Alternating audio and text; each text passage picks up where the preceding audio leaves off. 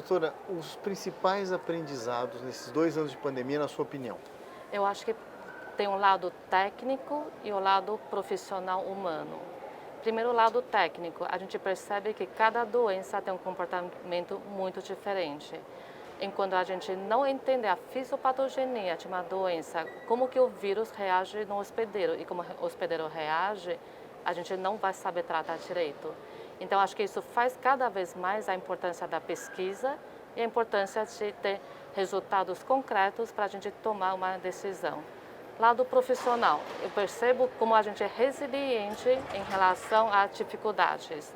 A gente tem obstáculos, eu acho que foi o maior obstáculo do século XXI e a gente conseguiu superar isso e conseguiu juntos unir, principalmente categorias de profissionais de saúde, vencer esse obstáculo. Eu tenho certeza que ainda tem muita coisa para acontecer, mas nada como a união de todos os profissionais para conseguir chegar onde chegamos. Foi o que venceu, né? Exatamente. A ciência. Exatamente. E ciência, tanto aquele que está na ponta, como aquele que está no laboratório, quanto aquele que está analisando os dados. Você, em algum momento, não é desistiu, mas desanimou? Olha, vou te falar que Porque sim. eu vendo pacientes, eu vivi dentro de UTI Covid durante os últimos 2 anos. Aliás, vivi como paciente também, no começo. Eu nunca desisti, mas muitas vezes desanimei. Com certeza. Eu acho que é assim, eu vou te dizer primeiro, as maiores dificuldades foi quando a gente está tratando colegas. Quando a gente tem nas nossas mãos a vida de um colega. E você faz tudo e vê que não está melhorando, é aquele desespero e ao mesmo tempo um desânimo.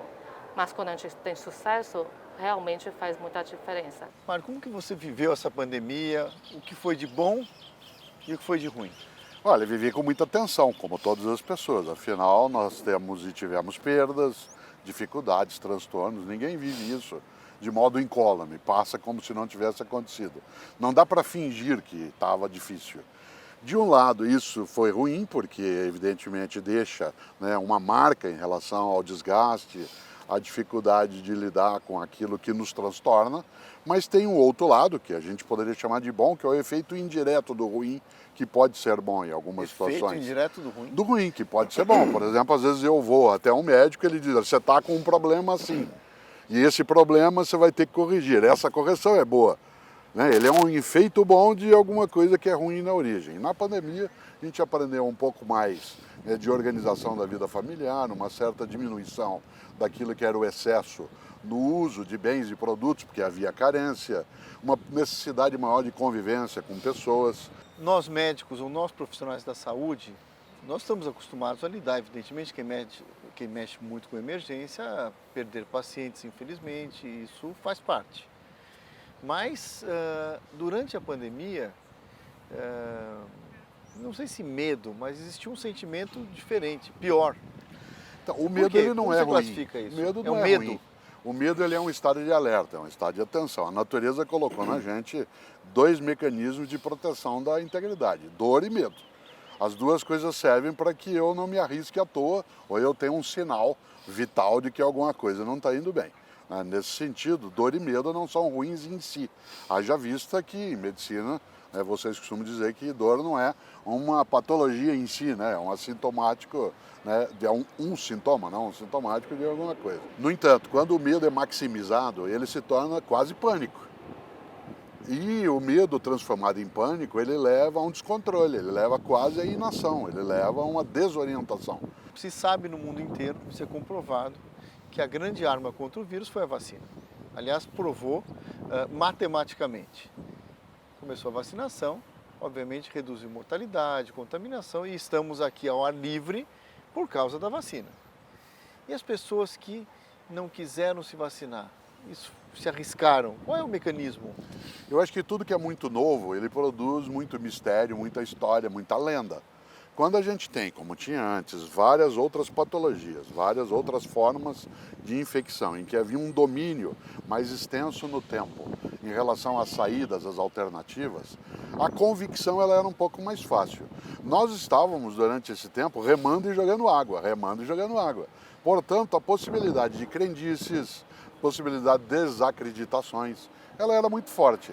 Existem pessoas que se enganaram em relação a isso, e há pessoas que foram enganadas. né? A pessoa que se enganou, ela é inocente em relação ao conhecimento. A pessoa que foi enganada, né, ela acabou acreditando naquilo que não deveria fazê-lo. Mas ainda assim, a ciência, que não é infalível, ela é muito menos falível do que eu. E por isso eu, Cortella, não tenho a menor dúvida de que, mesmo que eu tenha algum tipo, né, de nitidez, de que a ciência não é, de fato, incapaz de falir, como ela é muito menos, eu não só o fiz, como o fiz 4 vezes. Você acha que as pessoas mudaram? Ficaram mais humanas depois da pandemia? Eu gostaria muito que assim tivesse sido. No entanto, há pessoas que tolas eram antes da pandemia, persistiam durante e continuam nessa mesma rota de não terem percepção de solidariedade, generosidade, fraternidade. No entanto, há sim um grande grupo de pessoas que aumentou a sua empatia em relação ao sofrimento, não só dela mesma, mas das outras pessoas. Eu acho que isso marca um ponto acima do que a gente tinha antes da pandemia. Uma visão um pouco mais clara da noção de humanidade, da necessidade de se oferecer soluções que sejam mais extensas. Mas eu não tenho uma visão triunfalista de que nós saímos todas e todos melhores, que sairemos todos de mãos dadas, nos abraçando. Não. Quem dera, a gente tem isso no desejo, mas não na constatação.